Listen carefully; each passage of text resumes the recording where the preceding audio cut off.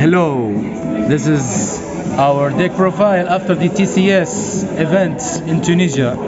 We have our top four, third place, our beloved Fayez. Sorry, we didn't deck profile your other tournament wins, Kong wins, tournament local wins, but at least this is for TCS. I need to make the effort at least to honor your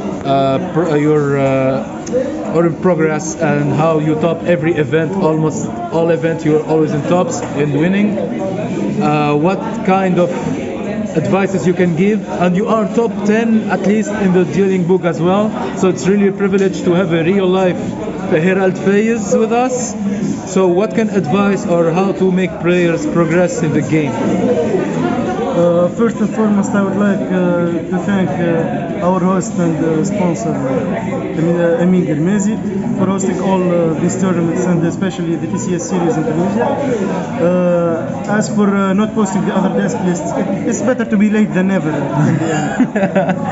For this event, I played the Rikka Ethereum Sun Avalon deck. I tried to make the deck as light as possible, 45 card. I wouldn't change much about the deck. Especially the extra, like there is zero flex spots on the deck. Would you like to start on the deck list? Yes, of course. So show us your main. So for starters, we have the Sun Avalon Sunseed engine, comprising of 3 loci, 1 twin, one brick. Yeah, even most of the tournament, I think I drew this card almost every game. But each time I had unexpected dice, so it was okay to draw. So it was in fact better to draw it than not. So 1 twin, 2 sewing. This card is extremely busted. It extends your plays and also protects your link monsters. Unexpected die, best starter in the deck. 1 for 1, does the same thing for a cost. That's all for the Sun Avalon engine in the main. Yep, small engine, it does your job. And yeah, one card combo. Yeah, it's almost circular. We can show the combo later if you want. For the Ethereum package, we have one field spell, Ethereum This Colosseum, which you search off Lily Borea, so you can get to your regulars. And the cool thing about this package is you can equip the regulars into Lily Borea if it goes to the grave later, and that way you can you reuse the effect to negate again, even if your luck enter plants. So this it becomes an omni negate. Yeah, and this is a really cool extender, and it's also level 8, so you can do some exist plays with it. A custom card for. Now for the main engine. This engine can be strong as well as weak depending on the situation and the matchup. 2 Concon, never needed the third, you only need 2. You can loop it easily with the Strena. Glamour, can't say anything about the card, but most of the time you side either you remove 1 or 2 on the side depending again on the matchup and situation. 3 Princess, our beloved monster negate in the graveyard. 3 negate and Phoenix Enforcer tribute for cost to negate Stratus. 1 Petal, you only really need 1. I used to play 3 all the time, or even 2, but after testing it at 1, you really don't need more, because if you draw this or this like a combination, it could get bricky. So I try to go as low on the bricks as possible. 1 Snowdrop. This is necessary for in combos. It also helps you extend sometimes into brick hands, and that's good. Primula, also part of the combo. It's the second target for Glamour when you tribute a monster along with Princess, because they are both level 4s. 2 Mudan, never also needed the third, just 2 is fine. 1 for the combo, 1 for the follow-up, never needed more. That's why you also play 2 Conquer, you don't need to draw anymore. And 1 Shield. It's good, but post side you take it out. You need to play the Lone Fire Blossom in order to bridge from the Jasmine into the other combo. It will tribute your Lily Borea to summon the petal from the deck. That way you can equip the regulars before you are locked into plants. Did you not miss playing Small World? No, because the deck size was really small. Like you only you have like 4 with this and 3 here, and even if you drew the long fire, that's like 8 or almost 10 starters. So never needed the small world. Never needed it. No. Okay. That's all for the engines. Engines, yeah. Next up is the hand trap lineup. We played 1 Emperor, 1 Droll, 2 Nibiru, and 3 Ash Blossom. Might switch to Ash for 2 Emperor because this doesn't play into talents, but we have to respect the branded matchup, especially that we have a lot of branded players here. The Nib is good, and these are cross-out targets along with the Nibiru and the Ash. That's why I chose this mix-up. Okay. This came up also 1 game versus Crystal Beast. It was clutch. Yeah, it was our champion, our TCS champion. For the non-engine, rest of the non-engine, I chose a combination between board breakers. This is for breaking boards because if you do your combo, you're guaranteed to win the game 99% of the time. So if you negate their board, do your combo, your board already gets rid of their board, and you put them like you went first and not second. You set up for the negates and stopping their follow-ups. This card is extremely good. It played both the roles of a board breaker, and also it could extend your plays if you draw 2. And also the hand rip is like, and the hand knowledge is extremely crazy.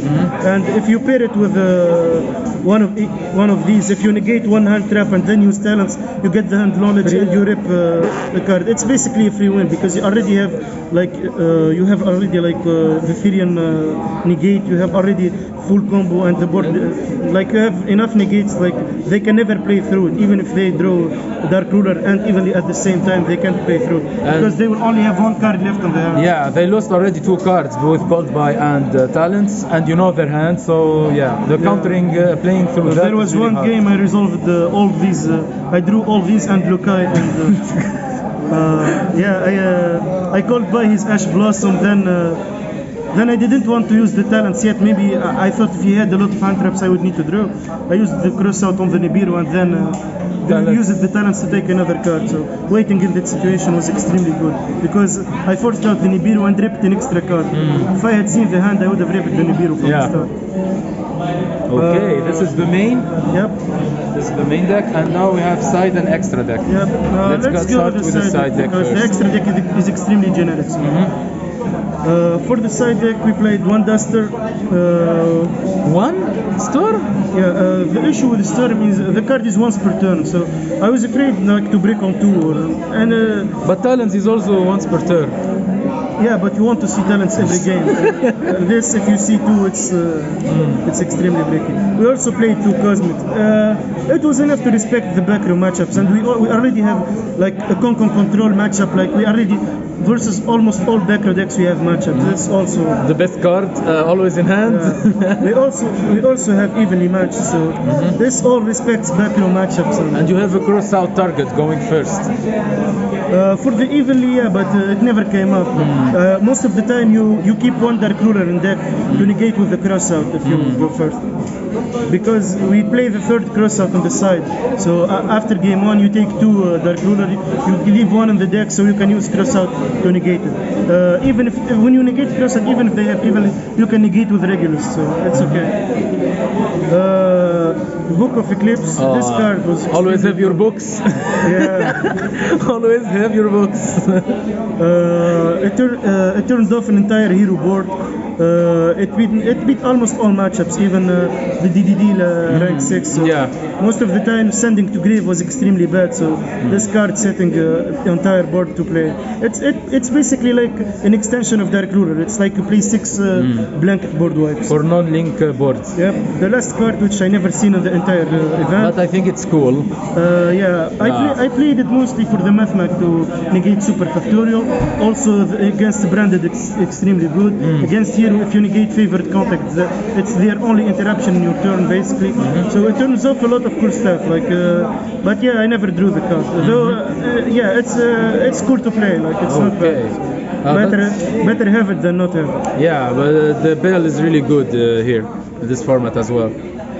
So for the last for the generic extra deck. Yeah, it's extremely generous.